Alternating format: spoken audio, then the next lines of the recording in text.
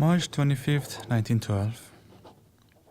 Abdu'l-Baha left Alexandria on the morning of the Monday, March 25, 1912.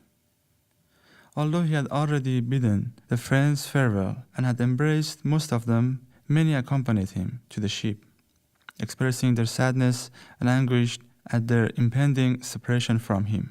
After visiting, walking about the ship, and receiving his cabin assignment, Abdu'l-Baha went to the main hall where he bestowed his love, affection, and assurance on each of the friends. After an hour, the friends left the ship in tears.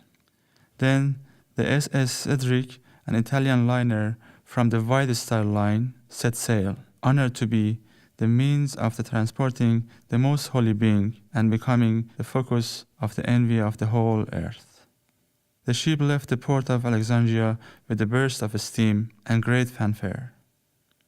Abdu'l-Baha's companions numbered 6: Shoghi Effendi, Sayyid Asadullah Qumi, Dr. Aminullah Farid, Mirza Munir Zain, Agha Khosrow, and this servant Mahmud Zarghani.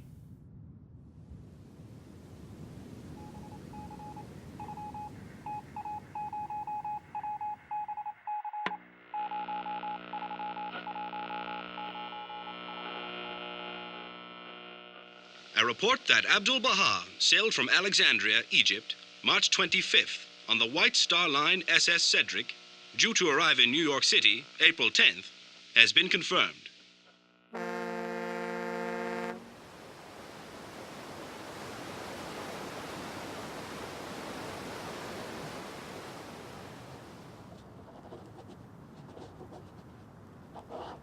March 27, 1912. An American came to see the master in the late afternoon and spoke to him about his travels around the world. Abdu'l-Baha told him, "You have traveled in this world. I hope you will now traverse the world of the kingdom and become a wayfarer in the realms of the spirit." The American asked whether the Baha'i faith accepted the Bible. Abdu'l-Baha replied, "This cause acknowledges the truth of all the books and all the manifestations of God. The heavenly teachings are composed of two kinds of commandments. One kind is concerned with the spiritual verities, with the perfections and virtues of the world of humanity. These commandments never change or alter. Each of the books and the prophet were the promulgator of these principles, upon which all other religions are based. Hence, the foundation of all the divine religions is one. The second category of commandments is concerned with material principles and social issues. These are altered according to the exigencies of the age. For example, at the time of Christ, the social laws of the Torah were changed.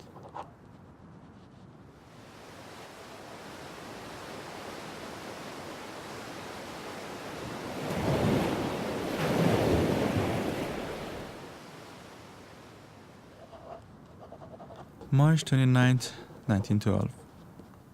Some American Baha'is who were waiting for the steamer boarded the ship to see Abdu'l-Baha. Among them were Mr. and Mrs. Percy Woodcock and their daughter from Canada, Mr. and Mrs. Austin from Denver, Colorado, and Miss Louisa Matthew, a friend from London, who made the rest of the journey with them to New York. It became known that a group of physicians from Nepal was to board the ship to examine the eyes of the passengers. The ship's doctor had already given his opinion about the infection of Agha Khosrow's eyes. When these physicians examined the passengers' eyes, they said that the eyes of Shoghi Effendi and Mirza Munir Zain were also infected and that they must leave the ship.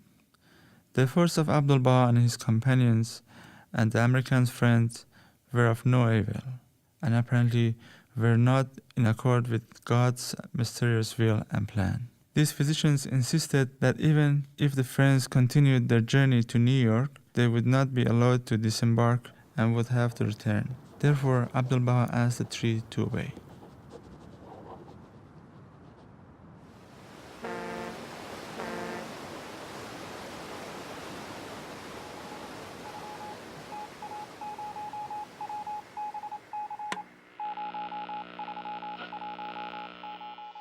Plans are being made by some of the assemblies to send wireless messages of greetings and goodwill to Abdu'l-Baha as soon as the vessel comes into the zone of communication from the shore stations.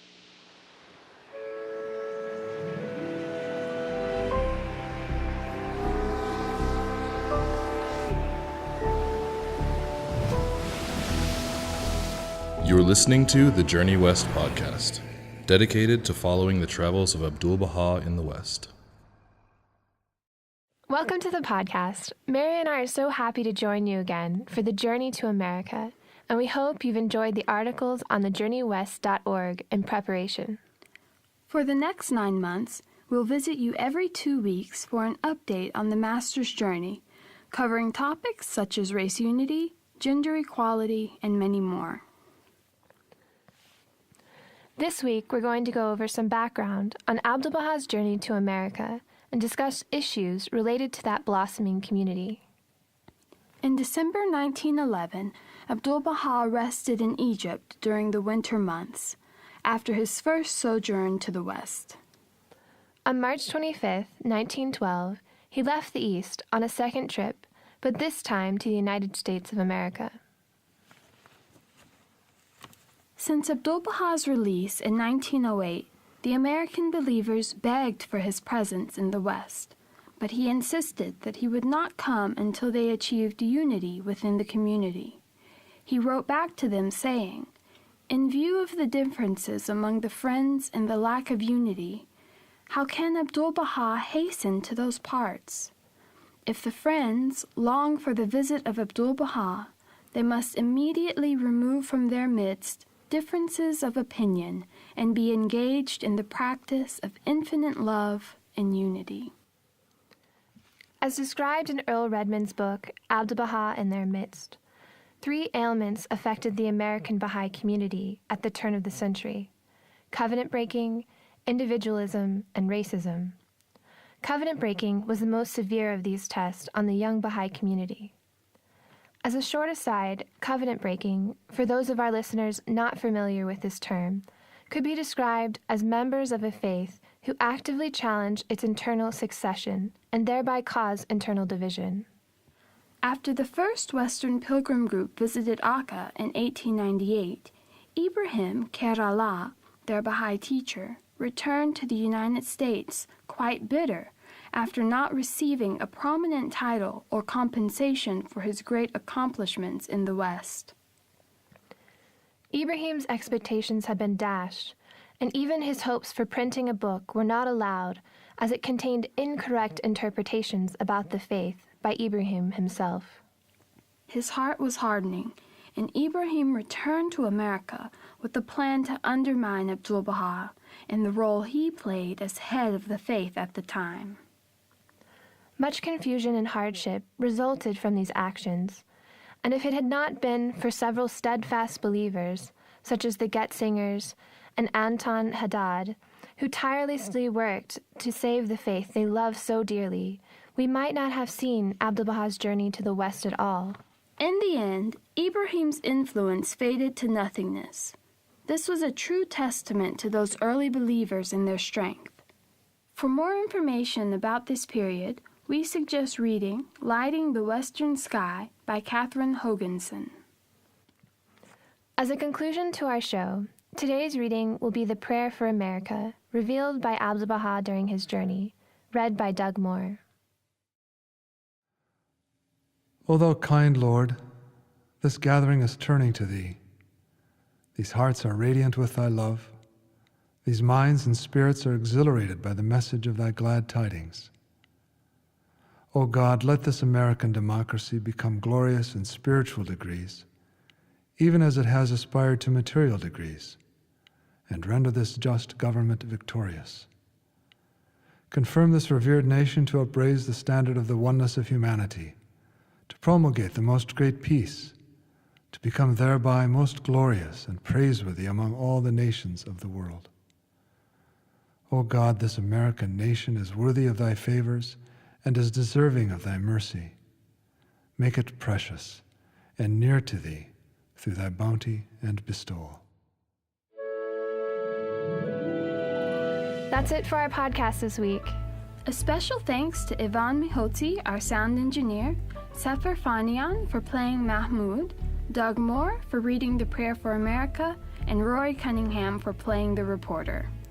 If you'd like more information about Abdu'l-Baha's travels in the West, visit our website at www.thejourneywest.org.